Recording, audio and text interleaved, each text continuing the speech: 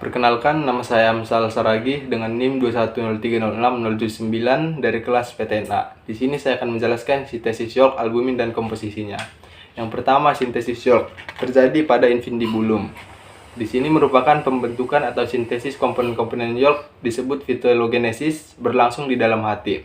Prosesnya ini terjadi dimulai dari pituitari atau kelenjar di bawah otak, akan melepaskan hormon gonadotropin dan hormon steroid akan melepaskan hormon estrogen. Nah, hormon steroid ini akan menyuruh hati untuk melakukan sintesis protein. Sintesis protein sendiri akan dilakukan di dalam nukleus dengan komponen-komponen York yaitu asam amino, lipid, fosfor, dan kalsium. Setelah proses sintesis protein terjadi, selanjutnya akan dibawa oleh darah menuju ke folikel. Ada dua jenis proses yang dihasilkan, yaitu B-lipoprotein yang berfungsi membawa trigliserida, kolesterol, dan lipid untuk disebar ke seluruh tubuh.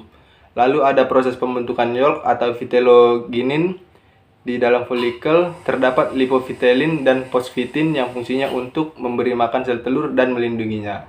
Setelah semua proses terjadi, maka York atau kuning telur akan terbentuk. Berikutnya sintesis albumin. Terjadi di magnum. Sintesis albumin ini terjadi di magnum selama 3 jam. Prosesnya yaitu estrogen larut dalam lemak akan melewati membran sel, kemudian diikat oleh reseptor estrogen. Seperti kompleks estrogen dan reseptor estrogen membentuk menjadi 5S. Lalu yang memasuki nukleus sel berinteraksi dengan kromosom menyebabkan gen tertentu dibentuk menjadi mRNA. mRNA akan meninggalkan nukleus menuju ribosom untuk disintesis menjadi protein yang spesifik seperti albumin dan asam amino. Berikutnya sintesis kerabang terjadi di bagian uterus.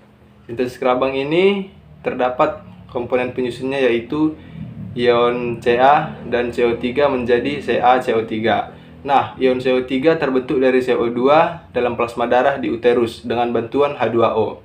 Kedua tadi akan dirombak oleh enzim karbonik anhidrase, terbentuklah H2CO3. H2CO3 akan terjadi proses oksidasi, yaitu proses pengurangan atom hidrogen yang tersisa, yaitu CO3. CO3 dengan ion kalsium dari dalam darah tadi akan digabung menjadi CaCO3 untuk membungkus kerabang dari telur. Berikutnya itu adalah komposisi dari York. Untuk komposisi York ini yaitu mengandung kurang lebih 50% air. Selebihnya adalah umumnya protein dan lipid dengan perbandingan 1:2. Lipid dalam York berbentuk lipoprotein. Padatan York mengandung fosfoprotein yang juga disebut fosfitin. Lipoprotein, lipofitellin atau high density lipoprotein atau disingkat HDL.